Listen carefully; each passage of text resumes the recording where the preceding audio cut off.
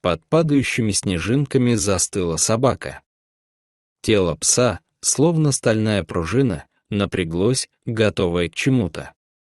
Из пасти вырывались клубы морозного пара, тающие в воздухе.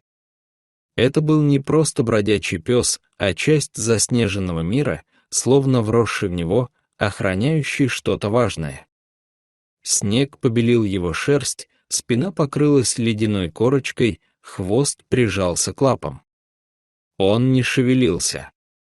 Такое поведение было необычно для уличной собаки, которые обычно суетятся в поисках пищи или ищут укрытие. Но этот пес стоял неподвижно. Один. Безмолвно.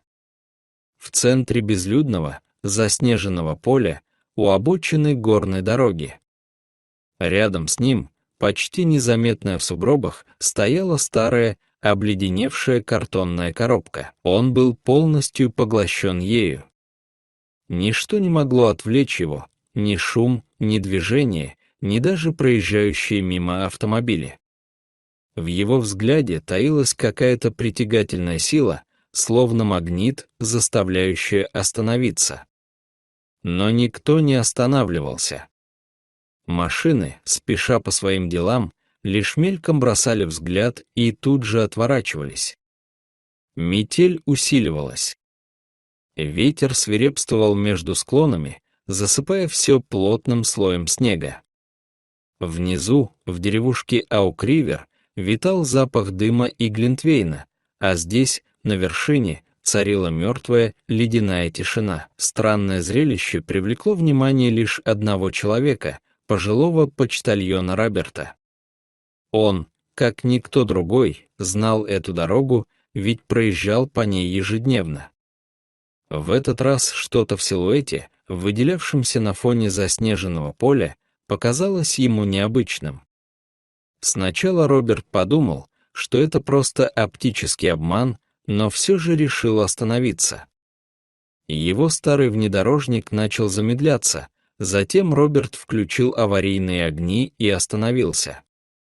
Собака, по-прежнему неподвижная, лишь слегка повернула голову. Роберт вышел из машины. Снег хрустел под ногами, а ветер хлестал в лицо. Он плотнее закутался в шарф, стараясь сохранять спокойствие, медленно направился к загадочному силуэту. Он тихо начал, обращаясь к собаке. «Слушай, приятель, что ты тут делаешь?» Он надеялся, что собака испугается и убежит, но та даже не пошевелилась. Вместо этого она подняла лапу и положила ее на край коробки, словно указывая на что-то. Этот жест был удивительно похож на человеческий, как будто собака говорила: «Смотри». Роберт опустился на колени, чувствуя, как замирает сердце. Внутри коробки, свернувшись на старом полотенце, лежал крошечный, измученный котенок. Он был весь мокрый, дрожал от холода, его шерсть свалялась, словно его просто выбросили на улицу. Усы котенка покрылись инеем, шерсть прилипла к бокам. Он даже не мяукал, у него не было сил. У собаки не было ни ошейника, ни бирки, шерсть свалялась, одна лапа кровоточила, возможно, от ран, полученных во время скитаний. Но, несмотря на все трудности, собака осталась рядом. К тому же, создавалось впечатление, что она сама притащила коробку сюда, волоча ее по снегу. Роберт осмотрелся, следы на снегу вели только от леса к дороге. Один след. Один пес. Мужчина аккуратно укутал котенка в свой теплый шарф. Стало ясно, времени в обрез. Посмотрев на собаку, он тихо спросил: «Ты с нами?» И та, без колебаний, запрыгнула в машину. Не из-за страха, не чтобы согреться. Она просто не могла бросить котенка. До клиники в городе было 40 минут езды.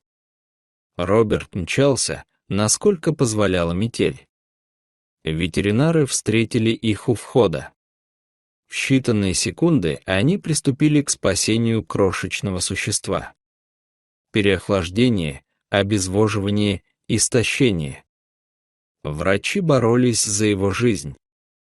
Котенка поместили в теплый инкубатор, подключили капельницы. Собака, получившая от работников кличку Рокки, улеглась прямо перед стеклом. Он не притрагивался к еде и воде. Целые сутки он только смотрел, не отходя ни на шаг.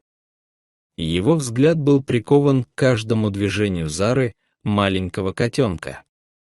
Казалось, он проверял, жива ли она, дышит ли. На третий день Зара открыла глаза. Сначала это было слабо, словно она только начинала осознавать происходящее. Затем она попыталась приподняться. Ветеринары замерли в ожидании. Котенок выжил. Это крошечное, почти беззащитное создание сделало первый шаг и тут же уткнулось мордочкой в стекло, словно ища Рокки.